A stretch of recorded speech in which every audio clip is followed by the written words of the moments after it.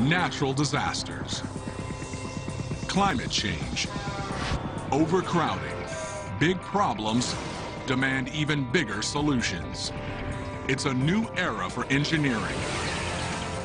We can build our way out of anything. In Chicago, there's no room to grow, but an underground city could house thousands. This is mega engineering.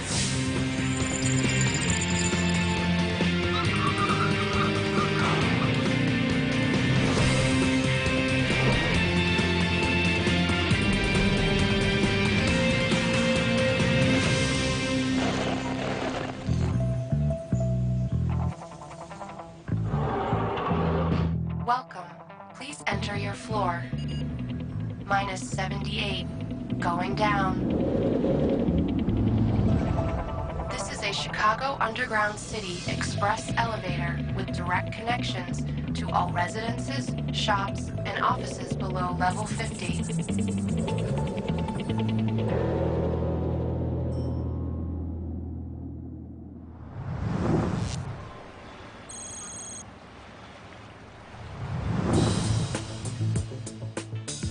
Chicago, Illinois, the nation's third most populous city, an iconic skyline, and an urban grid teeming with the daily rhythms of city life. But Chicago is a victim of its own success. 2.8 million people call it home, which means this great metropolis is under a daily assault. Almost 7 million commuters move in and out of the city every weekday. Even the suburbs, once an antidote to the chaos of city life, are clogged with traffic. Despite the improvements in the interstate highway system, the traffic is still growing. In fact, there is, as in all major cities, there's an hour delay at rush hour. When it comes to traffic, the second city is second only to New York, costing Chicagoland residents nearly 1 week per year of lost time, and the local economy over $4 billion annually. When suburbanites finally make it downtown, they find the L, one of the nation's oldest, busiest transit systems, bursting at the seams. Unable to expand to accommodate a growing ridership and an ever-widening definition of rush hour.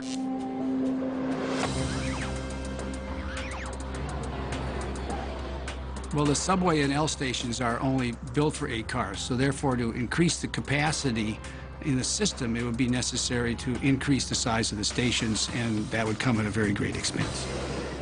Undeveloped land around the city is scarce, so growing out is no longer an option. And with downtown real estate at a premium,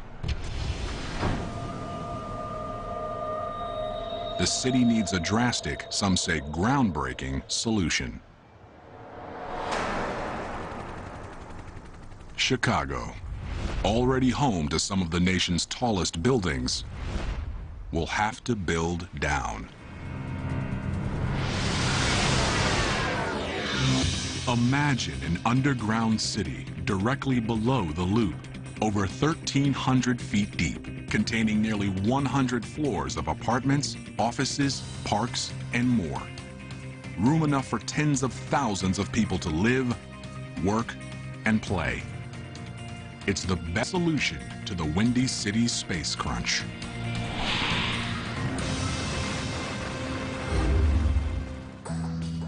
Quite clearly, you can get more people doing something or living or whatever you want to do in this underground space, where now you have very limited space on top.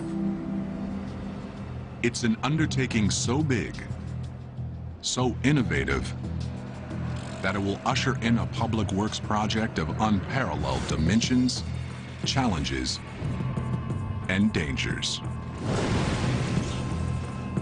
It will require excavating over 230 million cubic yards of rock, construction crews laboring tirelessly below millions of Chicagoans, to build living spaces with new methods of ventilation and lighting,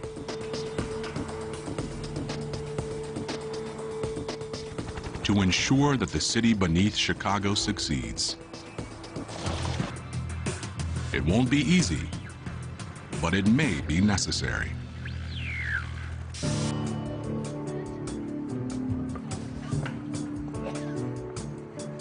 Expanding underground is a solution that's becoming more plausible, with the emergence of new techniques to make living underground a reality. All this is technologically doable.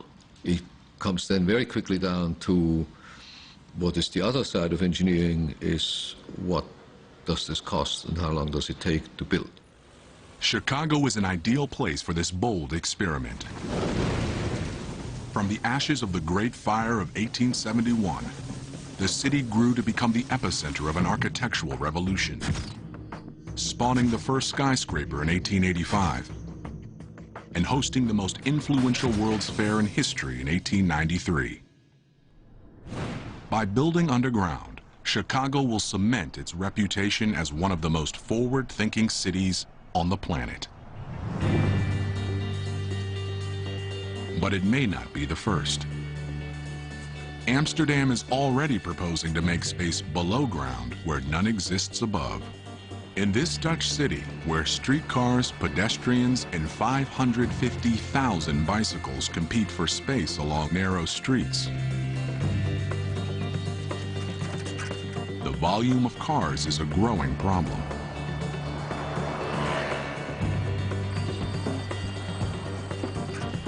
Because Amsterdam is a nice historical town and there is a lot of traffic in the town, you cannot enjoy the town because everywhere there's traffic on the channels, there's traffic on the quays, everywhere there's traffic. Ancient city planners never foresaw a day when their picturesque byways would be overrun with automobiles. Today, there's a movement to get them off the streets. But to do that, while still maintaining Amsterdam's historic charm, it has to look towards a signature feature of its historic past: the city's canals.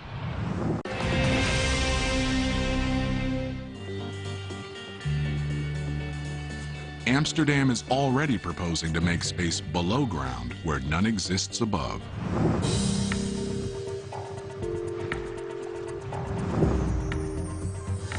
The plan? A network of underground complexes built beneath the city's 65 miles of iconic waterways.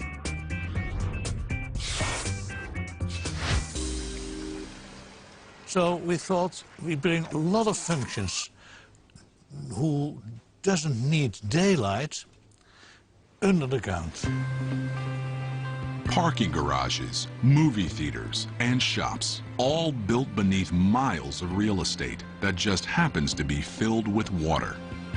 Working in the canal space is indeed the best option, because you make from 1 square meter which has no value, you make 6 square meters which has a lot of value, of course. In fact, the plan will convert over 20 square miles of largely untapped space and provide storage for thousands of cars. But building in Amsterdam requires sensitivity to the city's unique architecture. Amsterdam's streets can't be choked with construction equipment.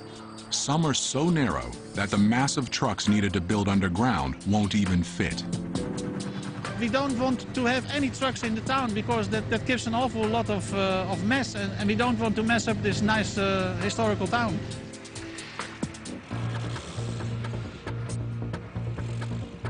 Even if crews could access the area from sidewalks, they'd be dangerously close to the city's narrow canal houses, precariously perched above the waterways. Let's say in Chicago, you have to drill a hole and you can place a house. It's a complete other way of building. In Amsterdam, it's not so easy to build a house because of the soil is what some call soft water. Amsterdam's soft water, or swampy soil, makes constructing large, heavy structures nearly impossible, which is why buildings are rarely higher than 3 or 4 stories. Most of the canal houses are supported by little more than wooden piles extending into that soft water. Heavy vibration generated by construction could spell disaster. Only the canals are far enough away from buildings and wide enough to fit construction equipment. But the canals are filled with water, so engineers have proposed a solution as unique as the city itself. Amsterdam's canal system has 16 working locks, which can be closed at any time. With the locks closed, the canals can be drained. I can imagine that people think that the most difficult thing is to bring out the water out of the canals. But in fact, that is technical one of the easiest things. Once the canals are dry, crews will get to work, digging 30 feet down before sealing off a new surface that's both sealing to the complex below and floor to the canal above. It's a solution that will not only minimize the risk to the thousands of buildings that abut the canals, but will also keep the city from having to shut down. Because we are working in the canal space, there is less inconvenience for the people. Later, restoring the canals is as simple as opening the locks. After we have finished it, the canal is exactly the same as it is now. Only there are no cars on the ground anymore, so you can enjoy the city and the nice historical houses. The project would remove thousands of cars from sidewalks, and if it works, it could spur other cities to take up the challenge. There's just one problem. Few cities have canals from which to access their downtowns. In Chicago, there's simply no way to dig up streets without paralyzing the city and infuriating millions. People are afraid of change. That's difficult. It's not a technical difficult, but it's very difficult to explain them. You get a better city.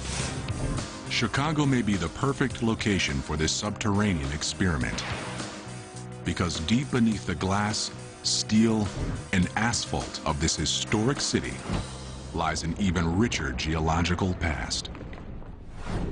Well, I think it's easiest to think of Chicago geology as being a layer cake of widely differing geologic materials. The first layer is approximately 100 feet of glacial clay, loose, soft material that's barely suitable for large structures. But beneath that lies 400 feet of limestone, strong rock that's perfect for hollowing out large chambers. The limestone beneath Chicago is advantageous because it is stronger than concrete, typical concrete that we pour for structures. That layer is followed by over 100 feet of shale, an unstable rock that's less ideal for building.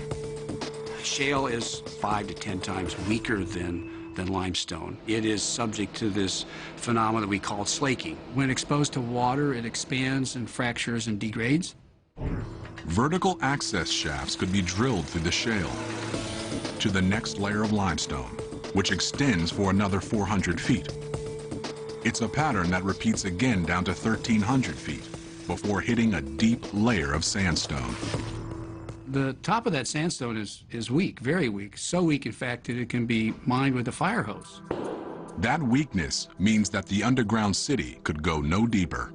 But it's the alternating sections of limestone that make Chicago an ideal location for this feat of geological engineering. And excavating limestone is something with which Chicago is already familiar. Here at the Vulcan Mine in Naperville, Illinois, 45 minutes from downtown Chicago, an active limestone and dolomite mine has been in operation for more than 2 years, with enough material left for decades more. Today, crews will descend 400 feet to excavate the latest level of the mine. Their goal is to remove thousands of tons of rock in one day. They do it through a process called drill and blast.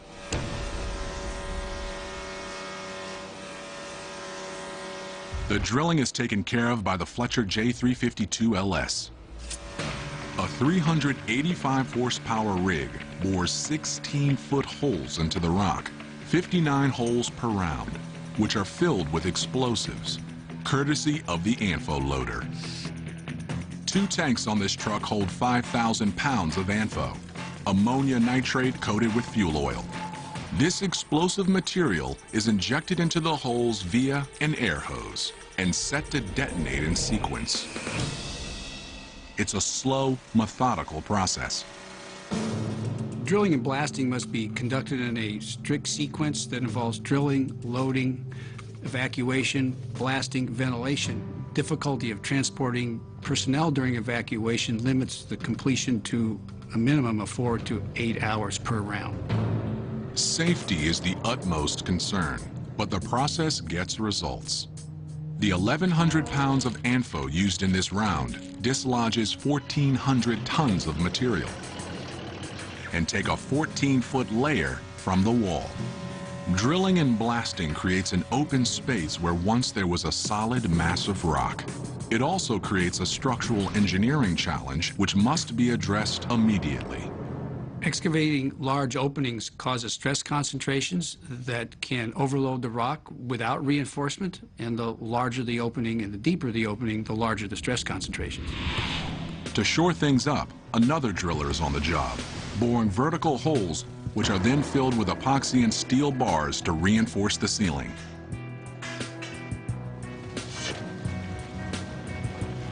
After the blast, excavated material is removed via this conveyor belt and trucked to area construction sites to be used as aggregate, a crucial ingredient in concrete that can be put to immediate use in Chicago.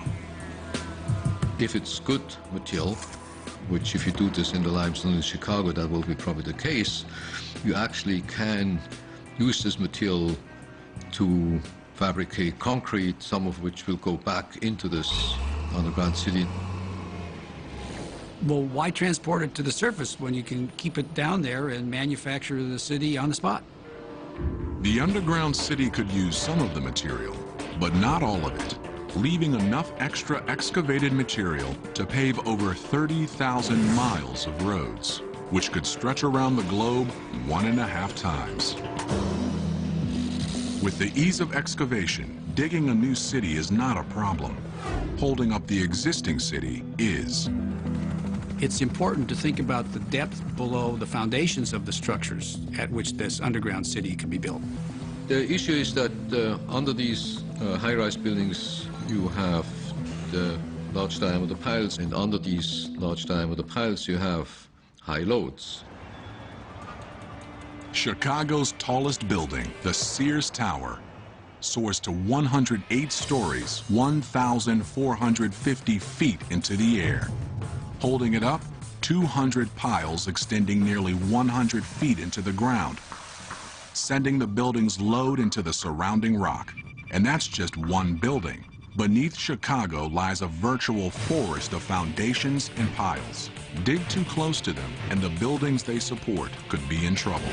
If you were to dig a hole right under the end of the pile, the lower end of the pile, quite clearly that would collapse. For safety's sake, the first level of the underground city must be positioned hundreds of feet beneath the lowest pile. But getting there without closing city streets, rerouting miles of train lines, or redirecting sewage tunnels, water pipes, and utilities would be an enormous challenge. Avoiding them altogether would be the easiest, cheapest option. To access the underground city, it would be important to construct that in an area where there weren't structures and utilities already. Unable to disturb the city life above, crews will have to begin their access to the worksite from miles away. Another possibility would be to provide this access with an incline instead of coming in vertically. Starting from outside the city center, crews and equipment will tunnel downtown, a journey that would stop nearly 300 feet below the center of Chicago. Deep enough to avoid building foundations and city infrastructure. There, they will begin a drilling and blasting routine to construct the first level, a staging area for building even deeper. But as they do, they'll have to make sure that the walls of this new subterranean metropolis are strong enough to hold back the water of mighty Lake Michigan. Chicago is famous for two things. It's big and it's cold. But one place that's bigger and colder is Moscow.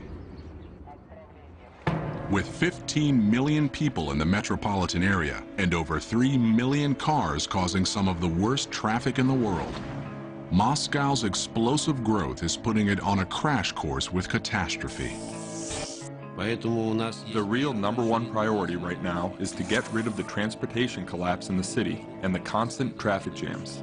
To cope, the Russian capital has nowhere to go but down. Moscow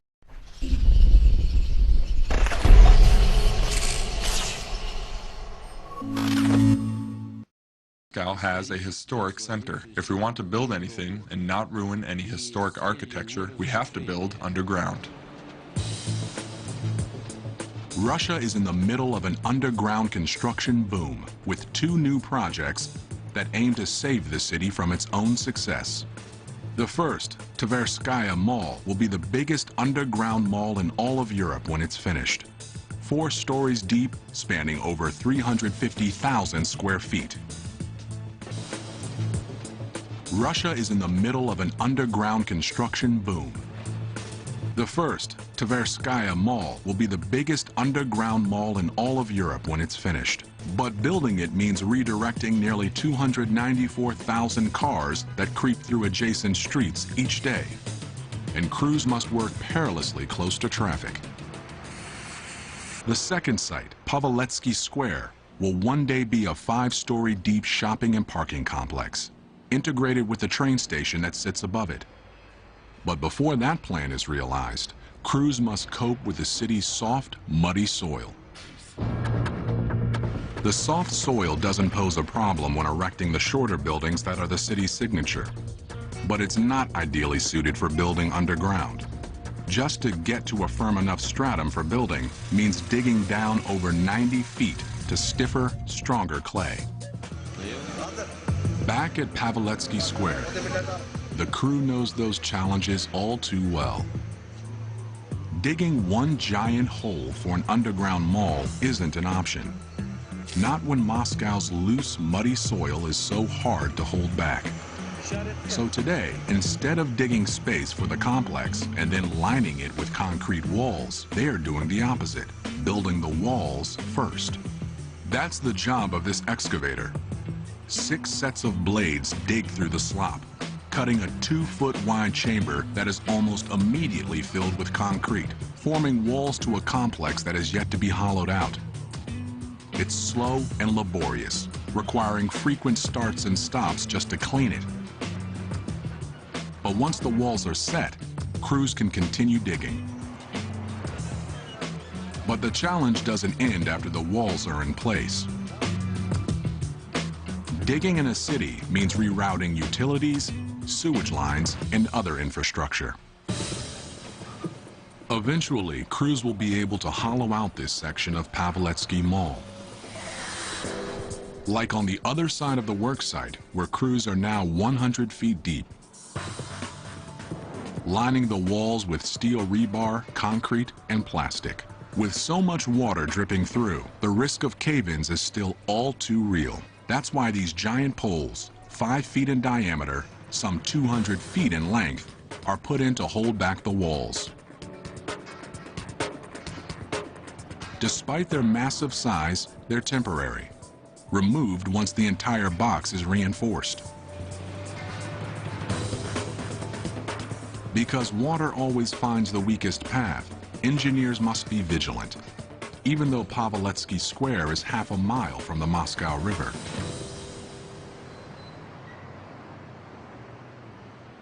Imagine the dangers crews would face halfway around the world, back in Chicago. A city perched on the shores of a great lake. One could imagine Lake Michigan being right there.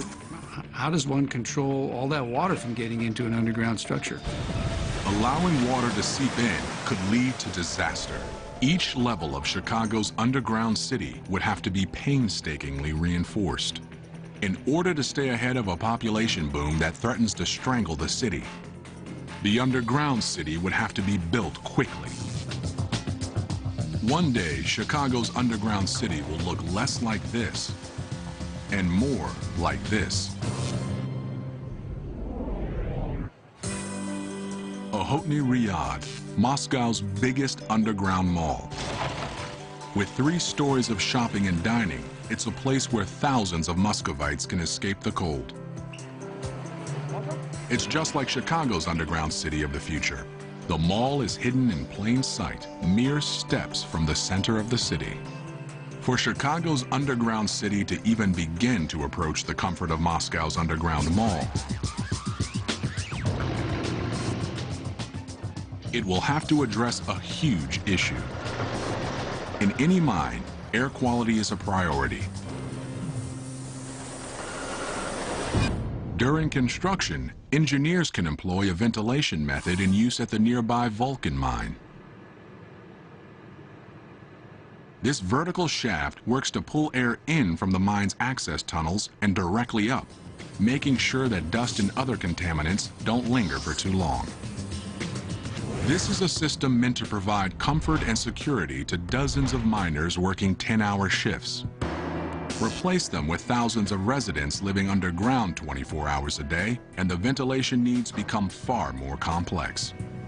People will have to occupy these spaces for 50 to 100 years, whereas miners occupy the spaces for single digits of years as opposed to multiple decades.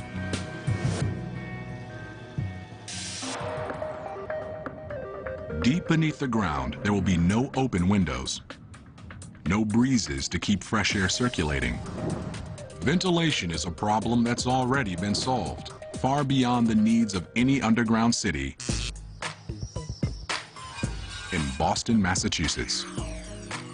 Here, engineers behind the Big Dig, the most expensive public works project in U.S. history, were faced with thousands of cars passing through almost 4 miles of tunnels every day, spewing tons of poisonous exhaust. Moving vehicles push air through the tunnels, but traffic jams can cause air to linger and dangerous gases to build up. So the Massachusetts Turnpike Authority installed a complex ventilation system to keep the air moving. Near tunnel openings, jet fans circulate air. But with some tunnels as deep as 120 feet, Boston had to go to more extreme measures to bring air underground. Deep beneath this building in the heart of Boston lie the lungs of the Central Artery Tunnel System. A building 125 feet tall pulls in fresh air and transfers it to the tunnels below. The intake air is sucked in through those louvers, as you see behind me, and it's sucked down to a fan chamber and through a series of tunnels or conduit into the tunnel.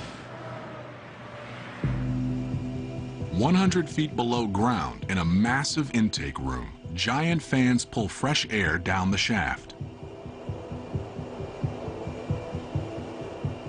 400 horsepower engines are capable of moving 333,000 cubic feet per minute and generating wind speeds of up to 62 miles per hour. It's a powerful system based on age-old techniques.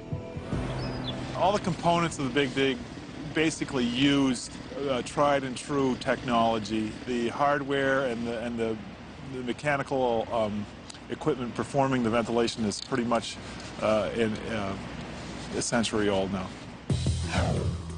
It takes 13 buildings like this to cover Boston's tunnels. And while the means of moving air hasn't changed in years, the ability to adjust to the changing needs of an underground environment has. Basically, we have a surveillance in the tunnels. We have cameras watching the traffic. Almost all of our cameras and sensors are monitored from our operations control center.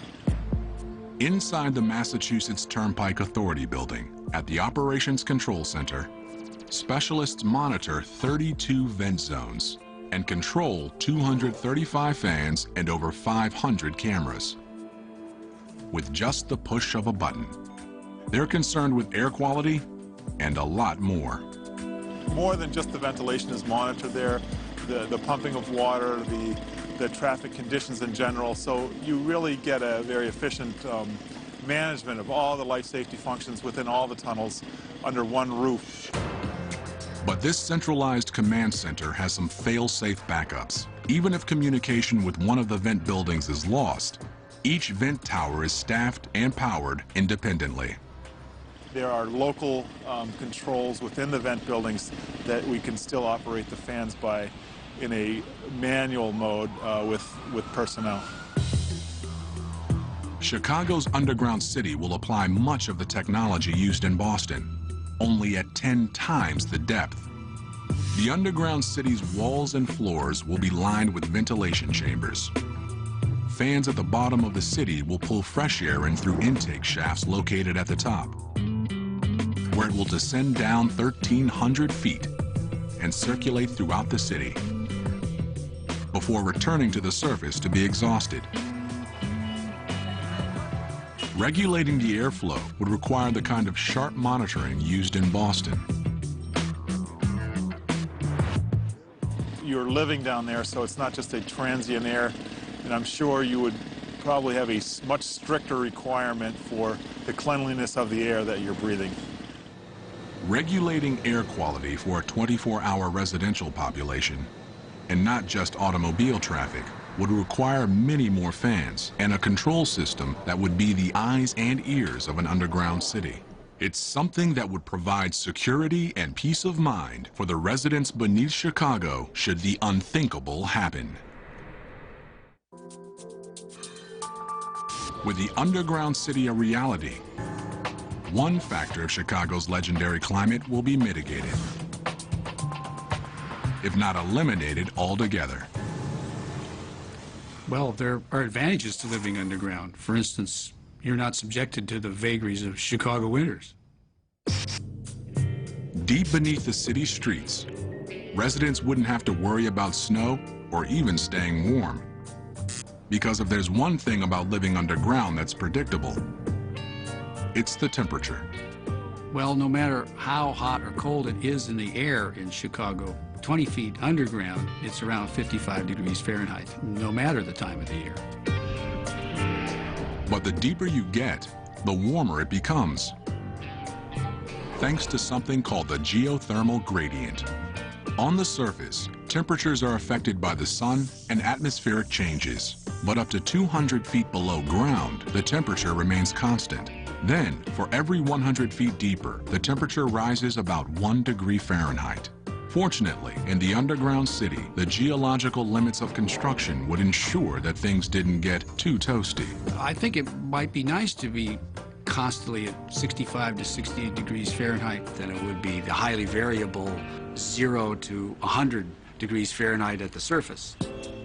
An unvarying climate is one advantage that the underground city will have over its surface-level counterpart. But there's one quality to which the underground city can't hold a candle. Possibly the most important issue would be the lighting itself, because without artificial illumination down there, it's completely black. Daylight, so vital to health and human happiness, can only come from one source.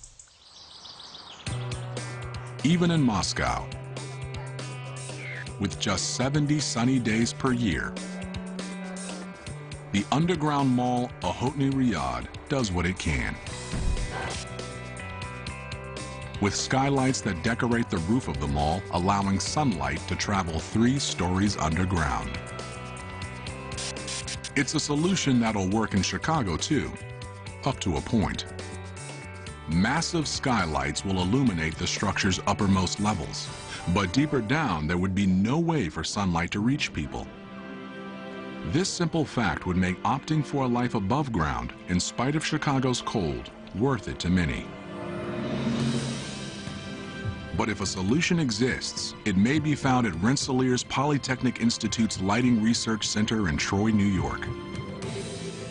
Here, researchers focus on light's effects on health and the circadian system, the 24-hour cycle that all humans are programmed to follow. The circadian system wants to see a regular 24-hour pattern. And that is the pattern that we evolutionarily grew up with. It's in the last 100 years that we have electric light that allows us to extend light into the nighttime. But what's also happened in the last 100 years, we live indoors. With that move indoors to offices and homes with electric lighting, humans have disrupted the light-dark pattern that regulates the circadian system. We can be in perfectly good light to see, and yet we can be in biological darkness. You can't necessarily stimulate the circadian system with electric lighting. With only artificial light, the internal clocks of underground citizens would go haywire. The circadian system is a clock that runs all the time anyway. And if you don't have a resetting of that clock, a synchronization of the sunrise, sunset, you can go into this architectural jet lag, as we call it. To maintain this synchronization, engineers will have to design lighting systems that mimic the patterns on the surface. But even these artificial means don't go far enough. Massive skylights will illuminate the structure's uppermost levels, but deeper down there would be no way for sunlight to reach people. This simple fact would make opting for a life above ground, in spite of Chicago's cold, worth it to many. Engineers will have to design lighting systems that mimic the patterns on the surface. But even these artificial means don't go far enough. It is important not just how much light you get, but when you're getting the light and what kind of light you're getting. In the Light Research Center's lab, a test measures light's effects on brain activity. Hooked up to an EEG, a subject is exposed to different wavelengths of light. While all wavelengths stimulate the brain, blue light is the most effective. The reason why we're working with blue light is because we have shown that the circadian system is maximally sensitive to blue light. That may be because the color of the sky has programmed our brains to respond to the blue wavelength of visible light. RPI has found that the need for blue light is so ingrained into human DNA that it only takes a small amount to trigger alertness. So this way you can effectively achieve the same result in reducing melatonin levels or increasing brain activities with less amount of power or with less light. So it's an energy efficient way of impacting the circadian system. That energy savings would preclude the city from having to bathe common areas in blue light or from running ultra-hot lights to simulate sunlight. Instead, residents could take a more personal approach. Blue light is so effective for the circadian system. We can get very low levels of blue light and be able to impact the circadian system. Brief exposure to blue light is as effective as using a more common method for waking up. What you can do is, just like a cup of coffee, you can use light for 15 minutes, 20 minutes to perk you up and to give you some alerting stimulus. There would be lots of opportunities to manipulate that light in such a way that it can provide a sense of daytime and nighttime, can provide a sense of change, and can provide a sense of difference that makes life enjoyable. It's the differences in life that I think we find attractive. It's not only life below Chicago that would begin to improve. At street level, the city will find smaller crowds, less traffic, and a transportation system more able to cope when people are no longer commuting from outside of the city, but from underneath it. Well, the city could be beautified if much of it were placed underground. Placing the major functions underground will allow us to think more expansively of the most appropriate uses of the surface land. That's just what happened in Boston after the Big Dig. The city has been knitted together again, if you will. Some of the surface land has been reclaimed for public use versus having an elevated highway on it.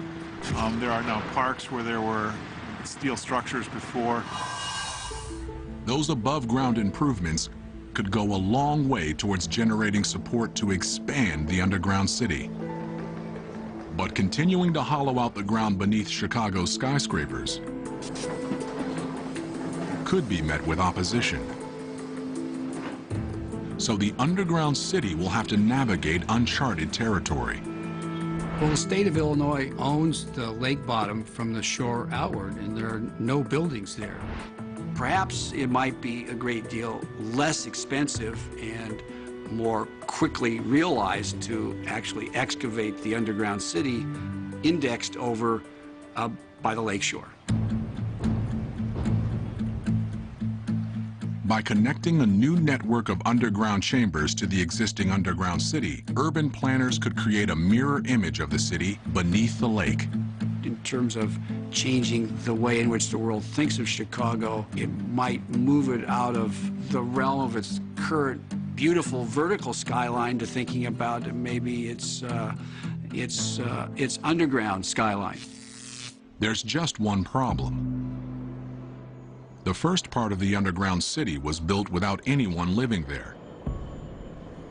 The challenges that once only affected crews could now have an impact on thousands of permanent underground residents. You'll never be able to see the complete picture underground as you will above ground. So the unknowns are basically higher, and you have to deal with that during construction. Most important issue to address would be the possibility of any types of historic gas deposits that are located there.